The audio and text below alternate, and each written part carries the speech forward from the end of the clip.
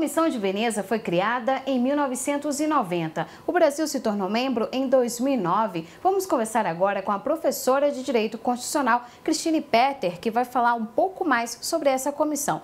Professora, o que é a comissão e quais são os objetivos dela? A ideia da Comissão de Veneza é ser um órgão consultivo do Conselho da Europa. O Conselho da Europa é uma organização internacional criada ainda na década de 40, após a Segunda Guerra Mundial, no ano de 1949, e que tem por objetivo, desde a sua criação, promover, estimular, fomentar a paz pela Europa, né? Vindo do terror da Primeira e da Segunda Guerra Mundial, esse conselho sempre teve por objetivo fomentar práticas democráticas para a resolução de conflitos entre países ou entre instituições desse país. E a Comissão de Veneza nasce em 1990 com o objetivo de fomentar, após a queda do Muro de Berlim, após a despolarização da Europa, uma unificação pacífica dos países do leste europeu com os países do oeste da Europa Ocidental.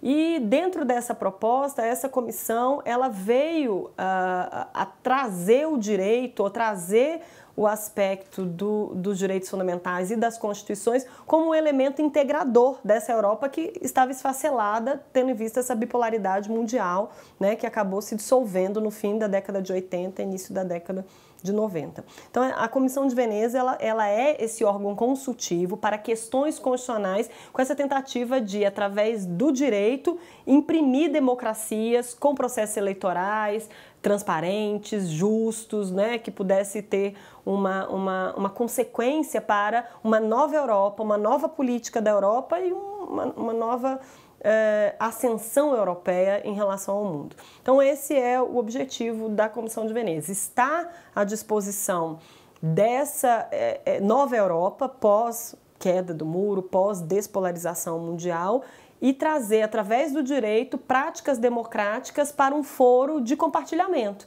de troca de experiências, de consultas que podem ser levadas a cabo pelos países membros dessa comunidade, vamos chamar assim, a Comissão de Veneza, dessa comunidade de países que no início eram apenas 18, todos europeus, e que a partir de 2002 ele passa a ser todos os países da Europa agregados, os 47, mais alguns países que começaram a aderir a essa proposta tipicamente europeia, não europeus. Então, é um centro de discussão, um conselho de especialistas que se coloca à disposição de uma Europa democrática, de uma Europa que quer se reconstruir, tendo como pilar dessa reconstrução política a democracia.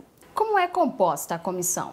São pessoas vinculadas a esse país, membro da Comissão de Veneza, mas que têm opiniões independentes. Eles não têm uma opinião de Estado, nem precisam se vincular ao Itamaraty, ou opiniões de governo, ou opiniões de uma determinada facção ideológica. Eles falam por si, né, dentro da sua participação na Comissão de Veneza, e eles são indicados para mandatos de 4 anos. Então, cada um desses especialistas tem uma opinião independente, tem liberdade de opinião, vamos dizer assim, e são colocados à disposição da comissão por 4 anos. E quais outras atividades que ela desenvolve ao decorrer do ano? Além das 4 reuniões ordinárias, em que os especialistas já são previamente convocados de uma forma natural para debaterem temas de uma agenda previamente estabelecida e que é mais constante dentro das discussões da comissão, existem vários eventos que a comissão ajuda a patrocinar e ela ajuda a organizar e ela inclusive fornece especialistas, ela indica dentro dos seus membros aqueles que têm mais afinidades e principalmente ela setoriza para interesses comuns dos países daquele pequeno bloco, daquelas pequenas chamadas subcomissões. O Brasil recentemente teve em Ouro Preto uma reunião que discutia problemas específicos que interessavam a América Latina, como o problema da concretização dos direitos sociais e econômicos em países, né, com dificuldades ou em crise econômica. Então essas reuniões elas acontecem com a ajuda ou com o estímulo da própria Comissão de Veneza, a Secretaria Permanente sempre atua para ajudar a organizar esses eventos, mas ela está vinculada aos interesses específicos dos blocos ou mesmo de países individuais que querem discutir um determinado assunto. Qual é a relação do STF e a Comissão de Veneza? O Supremo Tribunal Federal sempre foi o grande entusiasta institucional da participação do Brasil nesses foros que a gente chama de diplomacia judiciária. A diplomacia judiciária não quer ocupar o espaço da diplomacia de Estado, feita pelo Itamaraty e pelo Executivo. É um tema ainda muito novo que coloca instituições como o Supremo Tribunal Federal no protagonismo e na vanguarda de ir ao estrangeiro, de estar à disposição de discutir os seus problemas, não apenas no âmbito interno, mas também no âmbito internacional. Então, o Supremo participava da Conferência Ibero-Americana de Justiça Constitucional e lá teve conhecimento da existência da Comissão de Veneza. E, através desse conhecimento e desses contatos, pediu o ingresso como observador da Comissão de Veneza ainda em 2008, tendo sido aceito a sua candidatura a ser membro em 2009. E aí indicou o presidente à época, que era o ministro Gilmar Ferreira Mendes, e o vice-presidente à época, que era o ministro César Peluso, como os especialistas para participar como membros independentes nesse fórum, nessa discussão.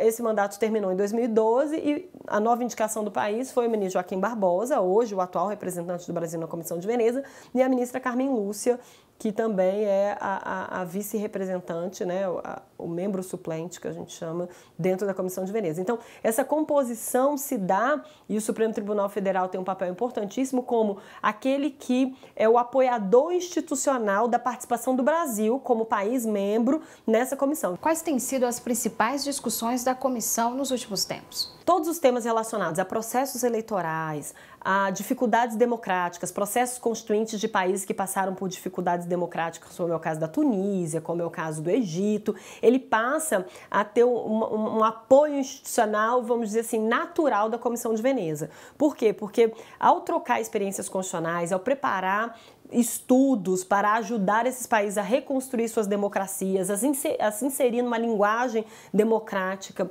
vinculada a um novo papel mundial da própria jurisdição constitucional, das justiças constitucionais, nessa parte que é uma parte política, muito mais vinculada às vezes ao poder legislativo do que ao poder judiciário, eu diria que muitos temas relacionados à democracia, a poder constituinte, a processos de reinserção federativa, de divisão de poder no plano do território, têm sido temas das reuniões ordinárias. Mas eu gostaria de destacar alguns temas que foram objeto de últimas conferências, últimos seminários em países.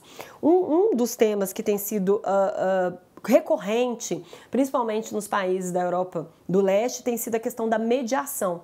Como resolver conflitos atinentes a direitos fundamentais, atinentes a direitos políticos, atinentes a direitos sociais, através de processos de mediação, né? Que o judiciário possa não estar tão sobrecarregado, tendo que resolver isso no plano do contencioso, mas sim outras práticas de resolução de conflitos possam ser estimuladas. Também a questão da relação entre as cortes constitucionais como órgãos políticos e os judiciários locais tem sido um tema recorrente. Como o Poder Judiciário pode se associar, cooperar, se integrar com as cortes constitucionais no âmbito político para proteger direitos humanos e fundamentais. Essa é uma discussão recorrente. Direitos específicos dentro das constituições. Por exemplo, teve um seminário que ocorreu na Europa sobre direitos das crianças nas constituições. Então, os países todos procuraram ver como está nas suas próprias constituições e mandaram essa informação para um grande documento que fez parte de um seminário ocorrido em abril sobre direito das crianças nas constituições.